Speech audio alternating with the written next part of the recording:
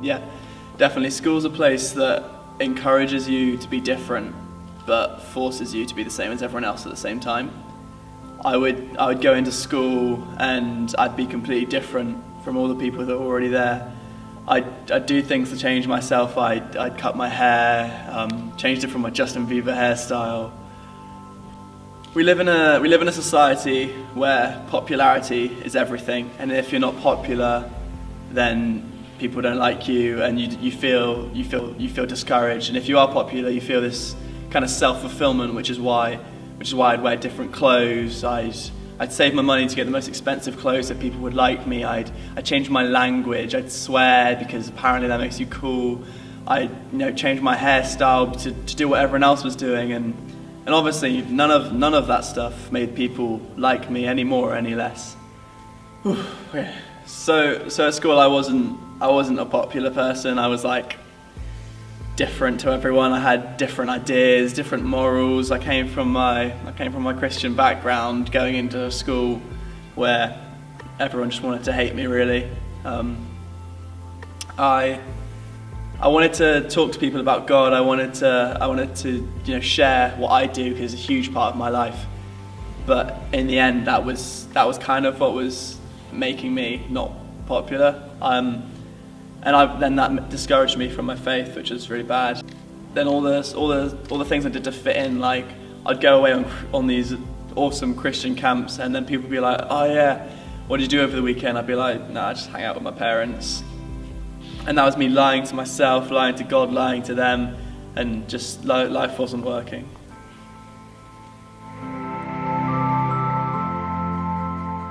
It wasn't really until sixth form that I learned to accept myself and to allow myself to be happy in my own company. The main thing that I can say to anyone is learn to love your own company, and learn to be content with yourself, because throughout your life there's always going to be times that you're going to have to be alone. There's going to be times that you're going to need to be by yourself. For me, in my life, I'm a very loving person. I love to be with people. I love to do things with people.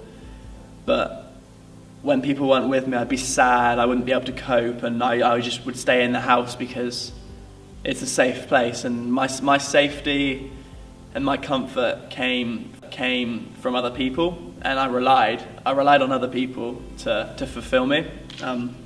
So during my time at sixth form, I lost quite a few of my friends.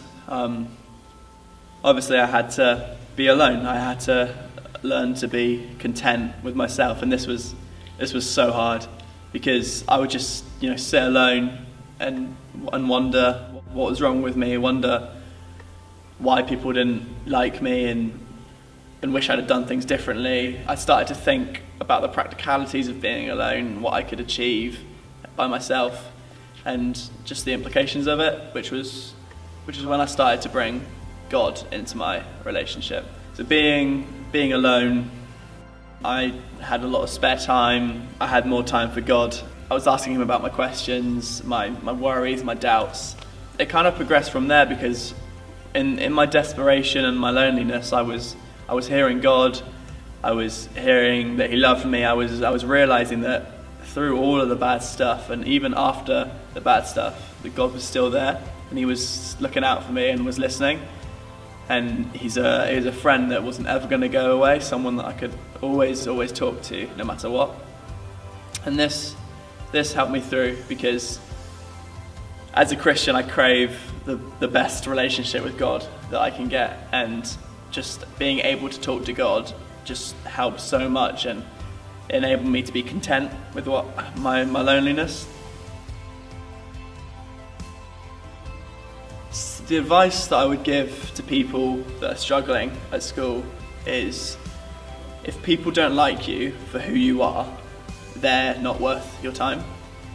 Who you are is someone who is created to be unique, someone who's created to be different, someone who's been created in the image of an almighty, powerful, loving God.